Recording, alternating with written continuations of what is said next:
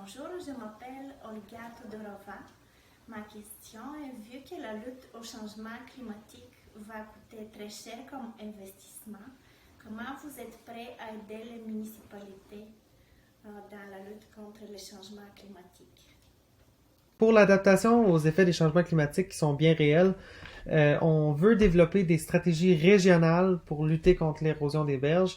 La situation des berges au Québec, elle est critique. Elle est dans Verchères, mais c'est pas la même chose qu'à Gaspé, c'est pas la même chose qu'au lac Saint-Jean. Donc, d'une région à l'autre, il y a des choses qui changent. C'est important que le gouvernement comprenne ça. Et on doit donc collaborer avec les MRC, collaborer avec les municipalités, les outiller, plutôt que d'imposer des solutions ou des façons de faire. En ce qui concerne la lutte au changement climatique, on doit absolument améliorer l'offre de transport en commun pour mieux desservir les municipalités, surtout dans le comté.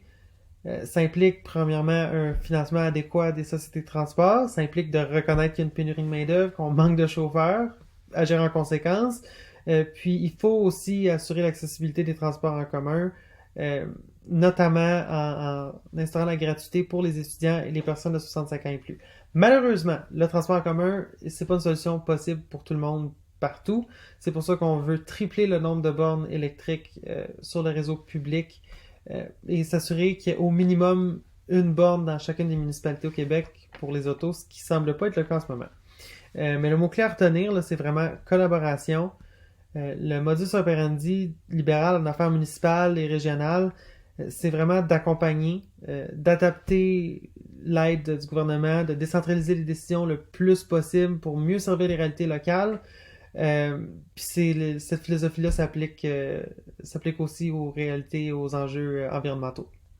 Donc, c'est une question très précise, là, non seulement qu'est-ce qu'on va faire pour la lutte sur les GES, mais comment est-ce qu'on va appuyer les municipalités pour le faire.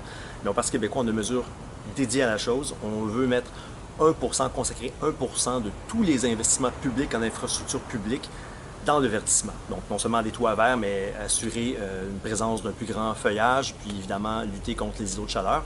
Donc, ça va participer à une meilleure qualité de vie, évidemment un meilleur environnement. Donc, c'est 1% de tous les investissements en structure publique.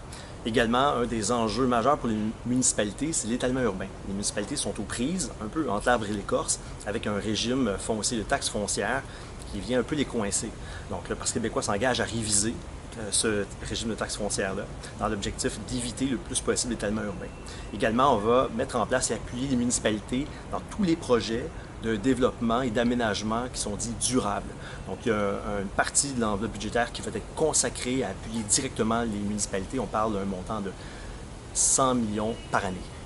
Également, pour l'étalement urbain, qui est un enjeu actuellement, une des clés pour aider les municipalités, c'est de favoriser et de développer le plus possible le transport en commun.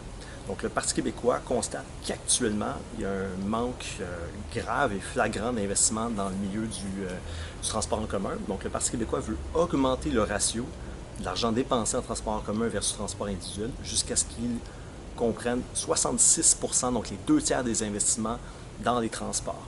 Et donc ça, c'est un investissement majeur et significatif qui va venir à terme sur un horizon d'environ de 10 ans, de modifier grandement nos déplacements, mais aussi qui va venir réduire le besoin de faire de l'étalement urbain. Donc l'ensemble des mesures sont très ciblées, très spécifiques, vont venir aider les municipalités à faire face aux enjeux de gaz à effet de serre. Québec solidaire veut briser la dépendance des municipalités aux taxes foncières. Nous voulons mieux répartir, à l'échelle nationale, les revenus disponibles afin de favoriser l'égalité des chances pour chacune des collectivités. Pour y arriver, Québec solidaire va s'appuyer sur les principes suivants: l'autonomie des municipalités, la solidarité intermunicipale, la progressivité, le contrôle des spéculations et encourager les comportements éco-responsables. Parlant d'encourager les comportements éco-responsables, Québec solidaire veut soutenir les villes dans le développement du transport en commun. Les municipalités du comté payent leur quote-part à EXO. Malheureusement, le service n'est pas suffisant. Québec solidaire veut permettre aux villes qu'un budget important soit investi dans le développement du transport en commun. Nous allons apporter notre aide aux villes à la gestion des programmes de réduction des déchets, voir à ce que l'utilisation de l'eau soit responsable, également créer des îlots de fraîcheur là où c'est nécessaire.